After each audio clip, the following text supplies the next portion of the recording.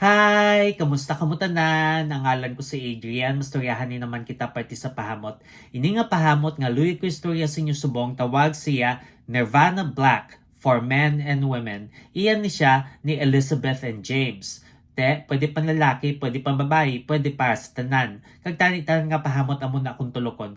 Kag o di parfum ni siya butang balon isa ka baso kalayo bago ka masimutan. Ano ni siya klase nga pahamot?